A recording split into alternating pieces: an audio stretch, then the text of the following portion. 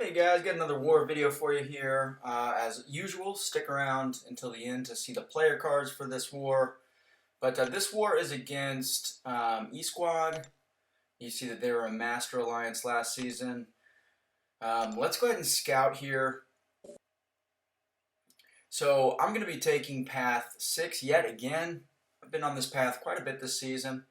But I've got a thing here on All or Nothing, and then a Clairvoyant, which is a fight that I was really concerned about. Fisticuffs and All or Nothing, and then Mr. Sinister.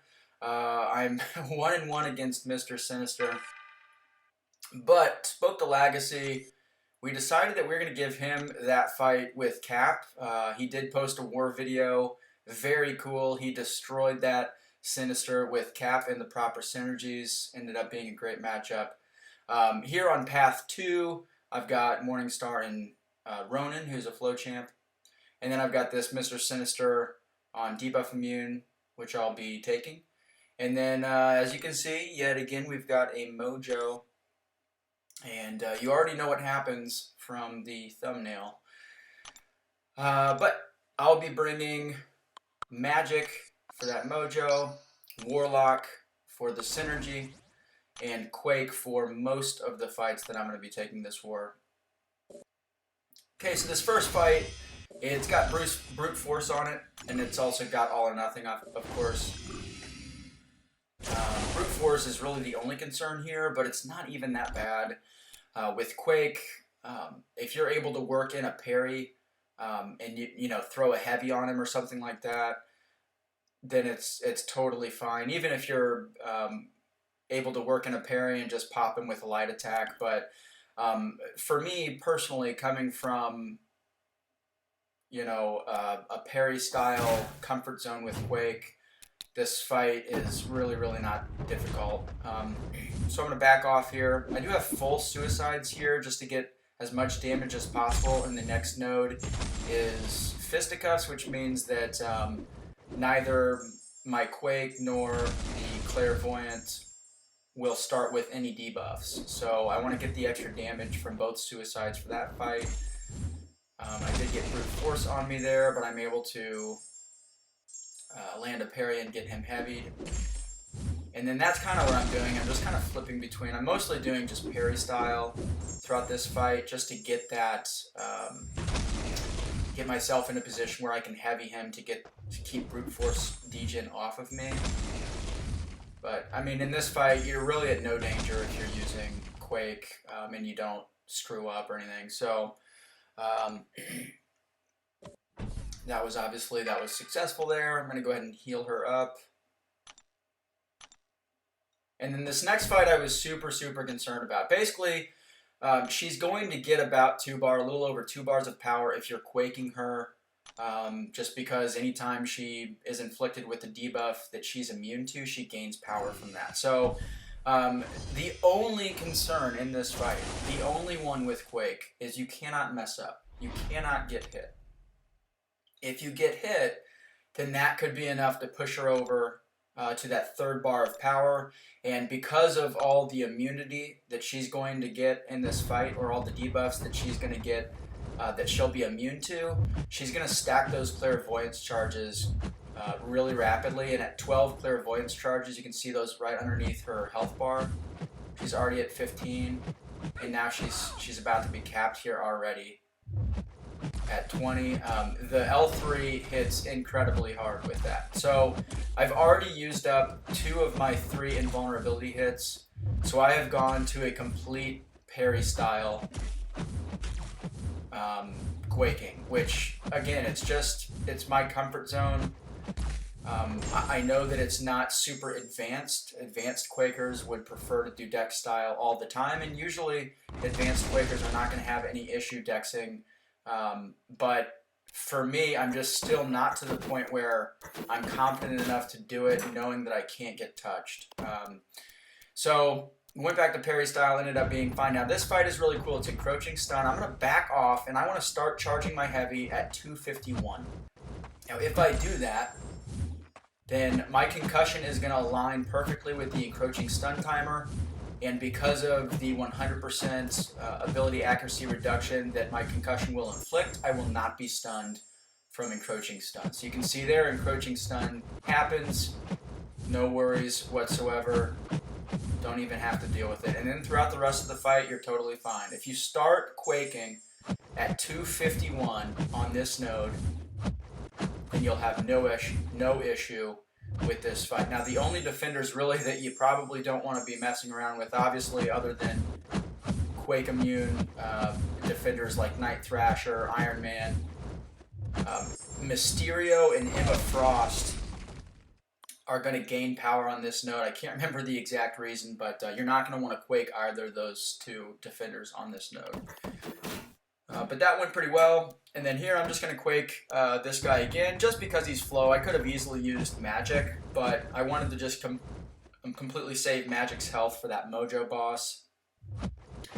Which, you know, I guess it's kind of moot because I end up taking a lot of suicides damage in this fight regardless, and having to use a potion on Quake because I've got a Mr. Sinister on node 46 anyway. So I guess it wouldn't have mattered if I used magic or Quake in this fight. It would have, you know, ended up being the same cost to me. But I mean, this is pretty easy, and Ronin he does not have complicated animations for Quake style dexing. Like if you're not super comfortable with dex style, he's one of the easier ones because his animations are so simple.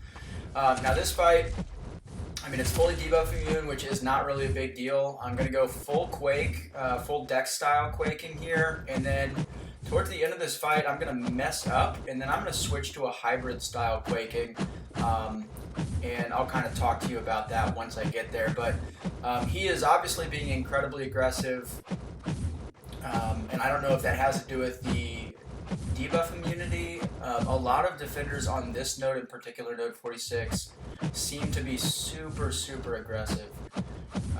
But for a person like me that's not super good at dex style,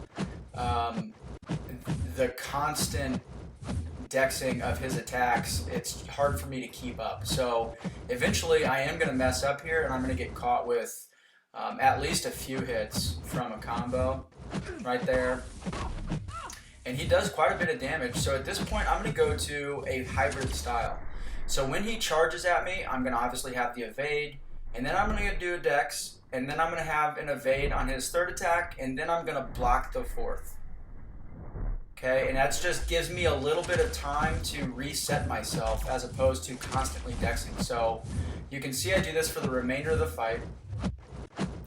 I'm going to evade, dex, evade, parry. Evade, dex, evade, parry. And for somebody like me, that just kind of gives me a little bit of relief so that I'm not constantly dexing, and I didn't want to get hit with another combo there. So, all right, I'm resetting my masteries completely for this MOJO fight. BG3 had a really tough war, and you know, I wanted to do everything I could to not die to this MOJO. So I will pause the screen here in a second just to show you kind of the final quote-unquote mastery build, but I'm maxing out my health, greater vitality, and then here's kind of what the final setup is. I have 0 in utility, so no dex, and that's going to come into play. I've also got 2 out of 3 in recoil, which is also going to come into play in this fight. But, I mean, I dueled him a few times. Obviously, I've taken this MOJO boss many times, probably at least a half dozen times, maybe like 7 or 8 times over the last season and a half.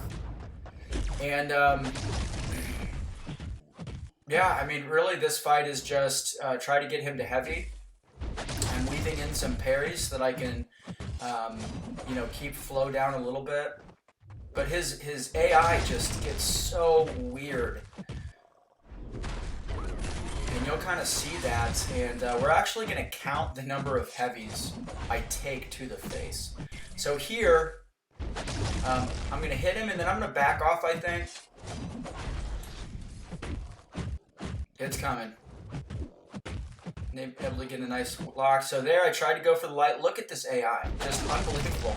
So he just stands there, and then he randomly throws a heavy. I don't have dexterity, which is good for MD, but it's also, I mean, I was not prepared because his AI was so weird. I took that first heavy to the face,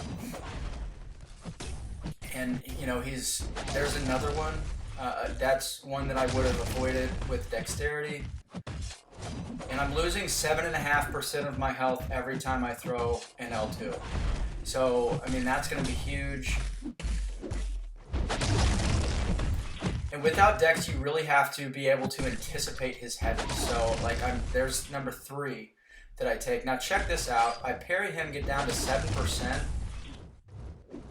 So, I mean, I'm basically done at this point. I can't throw a special, and I think I just did that on instinct, and that killed me there. So, I mean, what an awful fight. That's probably my worst MOJO fight. I think the first time I fought MOJO, I actually soloed, and I took a ton of damage. I got hit a whole bunch, but I didn't get hit with any heavies, and that's kind of a key. So, this second fight, I'll be totally honest, does not go much better, and I end up freeze framing here towards the end of the fight, so you guys can see how close I was to giving up a second death, which really, you know, would be inconceivable for a boss in Tier 1, and it's the same shit. I mean, I just can't. I'm just struggling so much with this heavy. Now here, this is just a complete brain fart. I thought that I could get in one more medium attack before I threw my L2, and I was wrong. I miscalculated, so I'm at 46%, but I throw an L3 instead of an L2, which is huge. I got really lucky that he threw his L1, frankly, because he was about to get to an L2. I have no dexterity, so I would have had to take a ton of block damage, and at this point, you know, if he throws a special, you guys can see, then I'm going to take a lot of degen. And look at this, I mean, he backs off, which is great. If he throws his heavy there in the corner, then I'm dead because I have no dexterity. Look at that. I get hit into my block, and I'm down to 1%. And fortunately, thankfully, Limbo saves me again, gets me 21% extra health, allows me to at least finish that second fight, but a complete nightmare showing. Ruined an otherwise good war for me.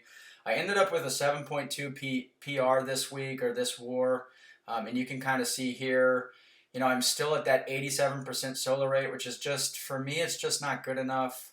The Alliance average is a little bit over 90%, and I at least want to be, you know, at the Alliance average, but I'm still 7th in PR.